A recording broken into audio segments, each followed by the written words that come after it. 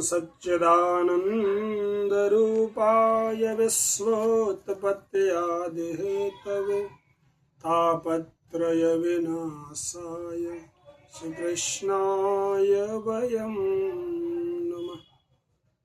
बोलो श्री राधा वल्लभ लाल की जय। कार्तिक महीना के पंचम दिवस की कथा आइए प्रेम से श्रवण करते हैं। राजा पृथु ने कहा, हे मुनि, हे देवर्षि नारद, आपने कार्तिक मास के स्नान का फल बताया, अब अन्य मासों में विधिवत स्नान की विविध नियम और उद्यापन भी मुझे बता ली। तब देवर्षि नारद कहते हैं, राजन, आप भगवान विष्णु के अंश से उत्पन्न हुए हैं, अतः आपको सब मालूम है, फिर भी आपको यथोचित विधान बताता हूं, आप प्रेम से सुनिए। आश्विन महीना के शुक्ल पक्ष की एकादशी से कार्तिक के व्रत करने चाहिए। सबसे पहले ब्रह्म मुहूर्त में उठ करके शौच आदि दैनिक क्रियाओं से निवृत्त होकर के दंत धावन मंजन आदि करने चाहिए, और या अगर बाहर हैं तो दातून करनी चाहिए। दातून ऐसे नहीं तोड़ना चाहिए, वहां जा करके सबसे पहले वृक्ष को नमस्कार करके आयुर्बलम यशोवरचः प्रजा पशु वसूनि च ब्रह्म प्रज्ञां च मेघं च तन्नो देहि वनस्पते। हे वनस्पते, तुम हमें आयु, कीर्ति, तेज, प्रज्ञा, पशु संपत्ति, महाज्ञान, बुद्धि और विद्या प्रदान कीजिए, ऐसी प्रार्थना करके वृक्ष से दातून तोड़ना चाहिए।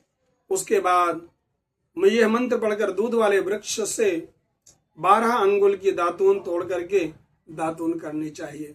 व्रत या श्राद्ध के दिन दातून नहीं करना चाहिए। प्रतिपदा, अमावस्या, नवमी, छठी और रविवार को चंद्र और सूर्य ग्रहण में दातून नहीं करने चाहिए। कटीले पेड़ों, कपास, पीपल, बरगद और दुर्गंध युक्त पेड़ों की दातून भी नहीं करनी चाहिए।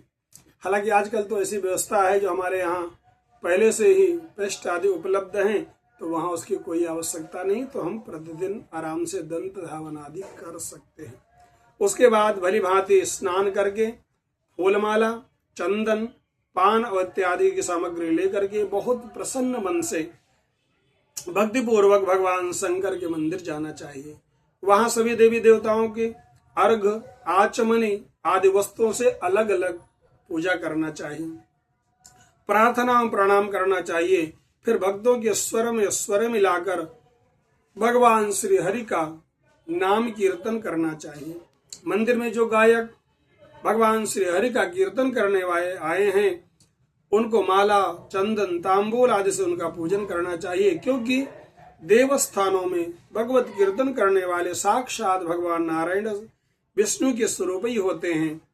यह लोग सतयुग में विष्णु को अपनी तपस्या, योग के द्वारा भगवान को प्रसन्न करते थे, लेकिन कलयुग में कलयुग केवल नाम आधारा, यहाँ केवल नाम मात्र का आश्रय लेना है, तो नाम संकीर्तन करके, और यही इस कलयुग में विशेष साधन माना गया है। नारद जी ने राजा पृथु से कहा, हे राजन, मैंने एक बार भगवान विष्णु से पूछा था, हे प्रभु, आप सबसे अधिक कहाँ रहते हैं?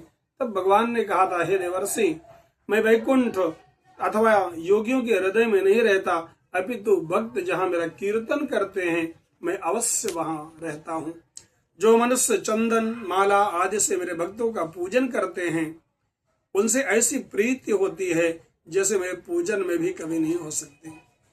शिरीष, धतूरा, गिरिजा, चमेली, केसर और कंदाल तथा कटहल के वृक्षों से व अक्षत से भगवान विष्णु की पूजा नहीं करनी चाहिए। अड़हल, कंद, गिरीश, जूही, मालती और केवड़ा से भगवान शिव की पूजा नहीं करनी चाहिए। लक्ष्मी के इच्छुत पुरुषों को तुलसी पत्र से और विल्व पत्र से भगवान सूर्य की पूजा नहीं करनी चाहिए।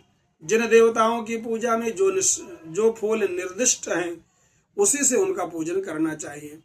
पूजन समाप्त करने के बाद भगवान से प्रार्थना करें, हे सुरेश्वर, हे देव, मेरे पास न मंत्र है न क्रिया है, मैं भक्ति से भी हीन हूँ, जो कुछ भी पूजा मैंने आपकी की है आप उसे प्राप्त करें। ऐसी प्रार्थना करने के बाद भगवान को दंडवत प्रणाम करना चाहिए और क्षमा प्रार्थना करके भगवत कीर्तन करना चाहिए, श्री हरि की कथा सुननी चाहिए और प्रसाद ग्रहण करना चाहिए। इस तरह बताई हुई विधि के अनुसार जो मनुष्य कार्तिक व्रत का अनुष्ठान करते हैं वो संसार में सभी सुखों को भोगते हुए अंत में मुक्ति को प्राप्त करते हैं। बोलो श्री राधा वल्लभ लाल की जय। जय श्री राधे।